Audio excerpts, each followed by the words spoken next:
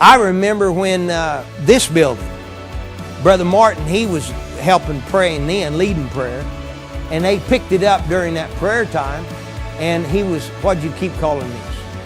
Paid for building. And then we come in one day, one service, and he said, we got it, it's all paid for. Now how many know now it's paid for? And now all of us will give like $102,000 above, it's already paid for. Paid for 10 years in advance. And then remember we had a little bucket and we burnt the mortgage.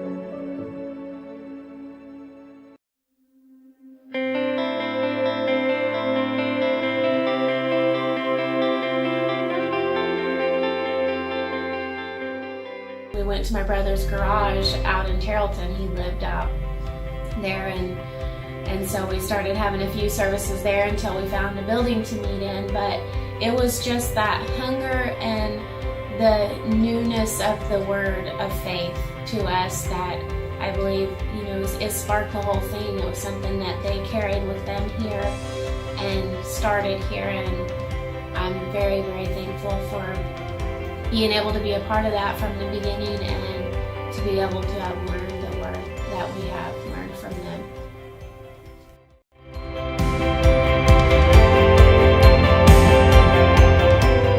In May the 3rd of '98, we met in a garage, and there was 32 of us present there, and then we had a revival, and there was like 37 of us at that time. Then we moved to the Blackburn School May the 17th, and it was a small room, and there was 31 of us there, and we were only there for a short time because we outgrew that and moved in to the Oasis building in Blackburn and had some awesome services. It was so good. The word was preached to us, and a good foundation was started for Family Worship Center.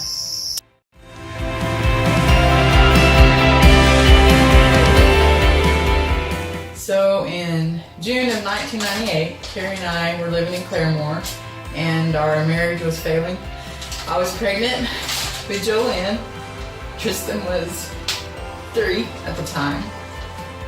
And we came to Pawnee to meet up with my dad and Aunt Sally and Uncle Ricky, and he was doing revival at First Assembly Church in Pawnee, and Carrie rededicated his life, and he really liked Uncle Ricky's preaching, which was the first time ever in any church we'd ever been to. So we were determined we were going to come to church, whatever it took. So when we started coming, they were having church in the schoolhouse in Blackburn.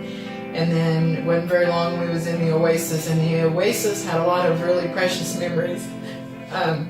Jolene was born in August, so we had outdoor plumbing that was very hot in the outhouse. And then in the winter it was cold, and there was a little heater on the side, I believe, of the building, and so there wasn't a nursery. So whoever sat closest to the heater, that was the nursery worker for that service. And then eventually there was put sheets up, which weren't soundproof. The sheets were basically to keep the kids corralled. And the most precious thing I remember is it wasn't just about the building. It was about a group of people that loved us, the unlovable, and a group of people that was hungry for the things of God and loved Jesus. And from there, it's amazing to see where God's brought us from, not only as a group, but per building. And it's exciting to see what God's going to do in the next 20 years, not only in the buildings that He's going to reside in, but in the way that the people are growing and in the things of God.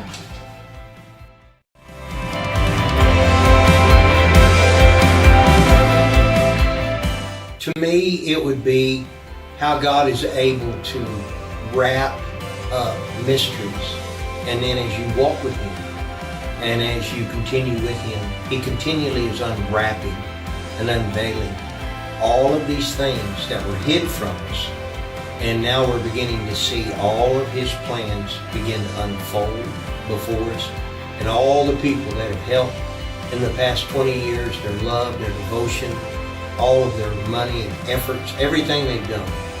And all of us have been able to see these things unwrap and unfold, and it's just marvelous to me.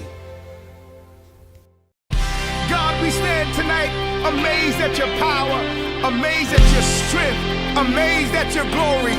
So tonight we offer this song to you. Just to let 2007 we started coming to this church. 2008 I had a cancer on the back of my shoulder. It was a 2/5 cancer that stuck out about 3 inches. You couldn't lean back against a chair without it hurting. It was black and purple, and 2 doctors told me that to remove it for me I would lose the use of my right arm and hand. I didn't want to do that, but I had had strokes and lost the use of my right leg. I had a shim in my shoe, and Ricky called up for anybody who needed their legs to be straightened. I went up to get my leg straightened, and when it hit me, it went through my leg, up my shoulder, and killed the cancer. This church has meant everything to me. It saved my life, literally, the day when I walked in the doors here. I was greeted by several pillars of this church that have shown me and taught me the love of Christ, even when I wasn't very lovable. So this church has saved me. It brought me back out of a world of darkness and a life of darkness, and showed me how to build a foundation on the Word and how to build my relationship with Christ and reestablish my faith and gave me back hope. And I'd be lost and not really sure where I'd be without this church. When I was 7, I was diagnosed with scoliosis, and they told me that I would be in a wheelchair the rest of my life.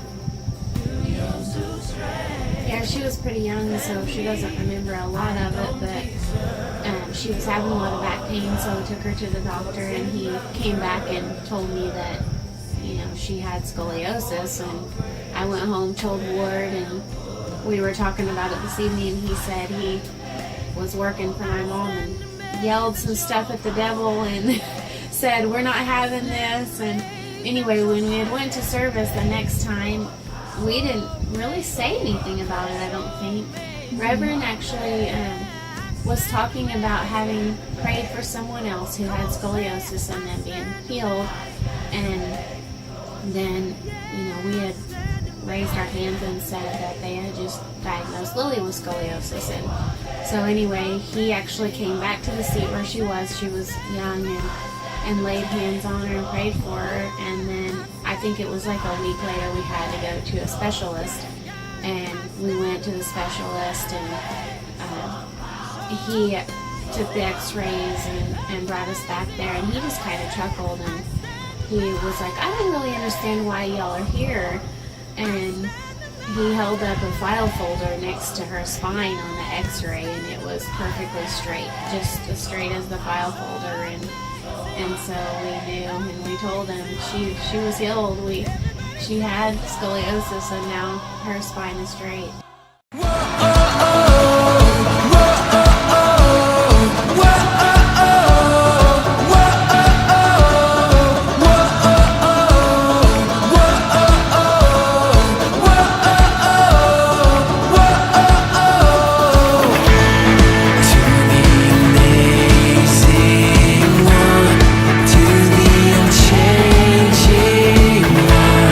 To him the anthem